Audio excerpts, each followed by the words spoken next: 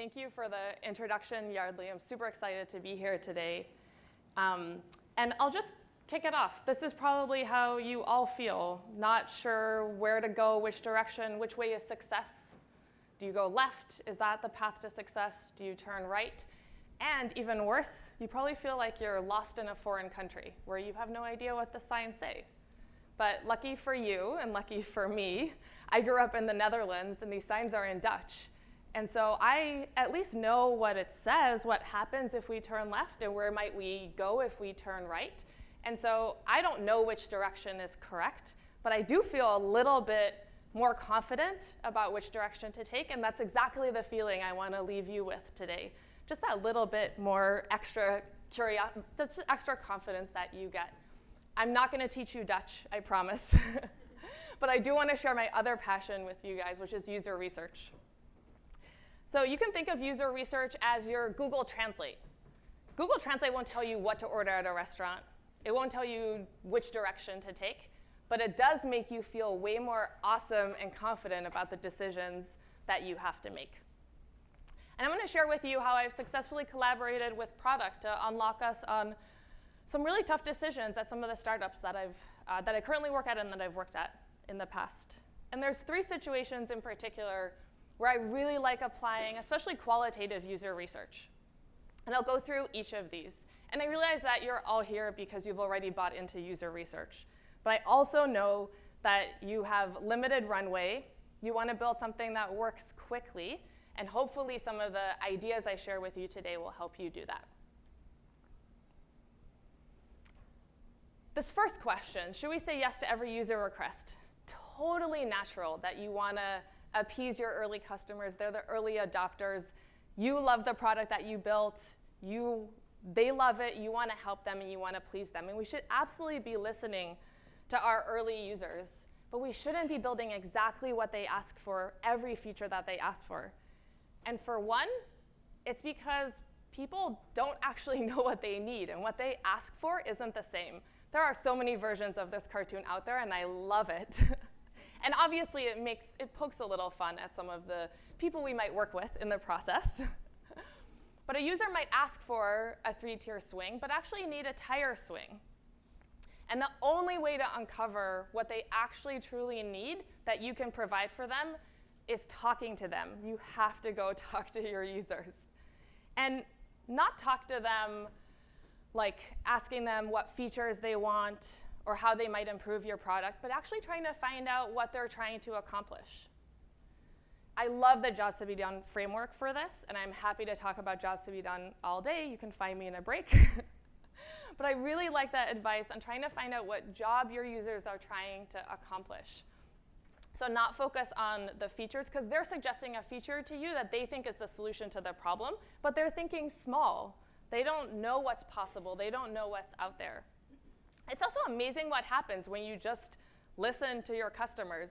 The company I work at now, Humu, like Yardley mentioned, is trying to make work better for everyone. And we work a lot with HR teams. And you probably all have your own thoughts about HR. HR managers also feel like so underappreciated and underloved. And I'll set up 30-minute calls to talk to some of our customers or prospects. And at the 30-minute mark, I'm like, any questions for me? I'm trying to wrap it up. And they're like, I'm happy to talk. If you want to talk more, can we talk again? They're like, you're listening to me. No one ever listens to me. And it's amazing what happens when you truly try to understand what they're trying to accomplish and want to make their jobs easier.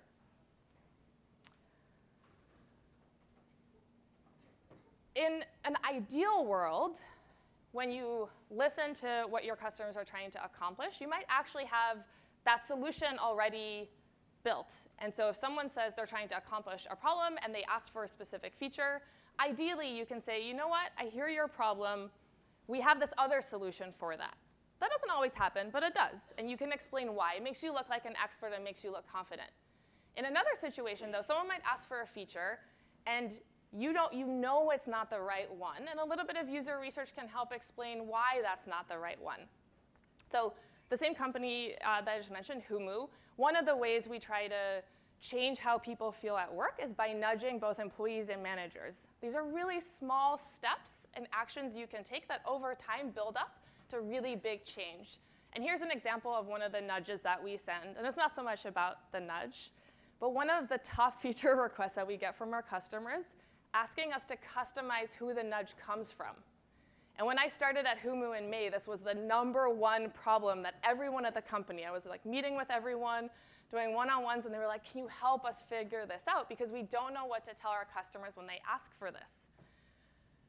So we felt pretty strongly at Humu that these nudges should come from a third party, because it doesn't then feel like your company or your boss is telling you to do something. It helps that we're an outsider. We also do a diagnostic survey to find out what's going on at a company. And so that survey coming from a third party and the data being with a third party is actually really helpful. What we also found in I did a study with 8 people. We tested a couple different versions of senders. And we really thought that implied gender of a name would make a big difference. So we also had the emails coming from different senders with a name. And if it was name at company, people felt like it sounded like spam. But we also really thought that an implied male or implied female name or a gender neutral name would have a different reaction. There's actually no difference in how people felt about what their impressions of the email or trust of the company that the emails came from. So, and then there's one other thing that we uncovered in this research study was that if we said the email comes from Humu, helpful, Humu for, and then the company that we're partnering with, that helps build a little bit of the trust, because employees are still, even though it's a benefit to being a third party, also sort of like, what's Humu doing? Why are they sending me emails like this? So if it's Humu for your company, there's a little bit of added trust. And so this isn't data that helps prove that open rates increase by X%, or that we know that eventual happiness of employees increases with a different senders. Those are all experiments that we want to run, and we'll run when we have enough users to do that in the right way. But this is enough information for us to be able to explain why not customization. And so our customer success team uses this, our product team uses this, and it's been really helpful to not have to say no, but to explain ourselves. And of course, there's going to be situations where you have to say yes to a feature request. Maybe it's your top paying customer. Maybe they're right and they have a great idea. You hear it over and over again. Doing some user research on the solution that you end up building when you start building that feature will help make sure that it's not only usable and useful to that one company that has asked you for it, but to all your users, or at least a majority of them. The second situation, I mentioned experimentation a little bit in this early data. You're probably looking at whatever data you can get your hands on to see if you're right. You joined your startup because you're passionate about it, you're excited about what you're building, and you want to know if everyone else feels that same way. But that early data can be super confusing and messy. The stakes are also much higher at a startup, right? The best way to explain your data, I won't say the best way, a really great way to explain your data is to watch people use your product. If you see a drop-off at a certain page or people not clicking a link that you thought would be really popular, watching people do an activity where you think that they might use it, I know you have to make some assumptions in this, can be really helpful in explaining, giving you a little bit of understanding of why maybe they're leaving the page because they don't understand it, they don't know what that link's going to take them to. And I used to work at the Nielsen-Norman Group, and my former colleague Kara recently wrote an article on the difference between validation and research. And I don't actually care what you use, which term you use, but there is sort of an implied priming that happens when you think of validation. It feels more black and white, like yes or no, this works or this doesn't work. And so I want you, when you think about watching your users use your product, to bring the curiosity that comes with thinking about it as research. Just asking yourself why a lot and just watching to see what happens. And if you don't know where to start in watching your users, sort of a traditional usability study, think of the top 3 things that all your users must be able to do with your product and watch them do that. And you'll see that even just watching 3 people will start to uncover some trends and some interesting behavior that then in the next meeting where someone's looking at some of the usage data, you can say, oh, you know what, I think it might be this. Like you're at least coming to that meeting with some idea of what it might be versus feeling completely lost. And as you get bigger with more data, this doesn't end and it doesn't all of a sudden become so much more clear. There's always going to be a tension between what's the data telling us, does this make sense, what are we hearing from our customers? So before joining Humu, Like Yarli mentioned, I was at user testing, which was a super awesome and meta job, doing research on people doing research. But we combined the UX research team and the data science team so that we could do a lot of this back and forth. What's the data telling us? We don't really understand it. Can we try to make sense of it with maybe some user interviews or some usability testing? Maybe we heard something super interesting in an interview. Is that a trend? Is that a pattern? Is that something we see a lot? And it's not always explaining usage data. It can be any kind of data. This is real data. This is leads from the Humu website. So people who go to our website, say that they're interested in learning more, think that maybe Humu would be a great solution for their company. You can see how popular small businesses are. So my boss, Wayne, pretty soon after I joined Humu, he's one of the co-founders of Humu, showed me this data and said, I think we need to do small business. I think we need to focus on it. But the problem is that most of our business was coming from large enterprises intentionally. We had built Humu, it's about 2.5 years old now, intentionally trying to help large companies with this problem of making work better. 'Cause sometimes it just sucks and there's things we can do to make it better. And he said, what's going on? Like, what should we do? And so I said, let's talk to them. So we talked to a handful of users from the small business group. And we found out that absolutely there's a huge market there and so much opportunity for us to help. But we couldn't just repurpose the product we built for enterprise for small business. So we found that their problems are really different than what we solve today, and that it would require quite some dedicated resourcing to build specifically for small business in mind. And so this completely changed our trajectory for Q3 and Q4 this year. And we'll absolutely serve the small business market and do some today, but we decided not to focus on it this year and to push it out to something we do in 2020. And lastly, maybe your team could just use some motivation. All the examples I just gave, you're going to gather all these incredible stories and share those stories. Sometimes it can be a drain to just do the same.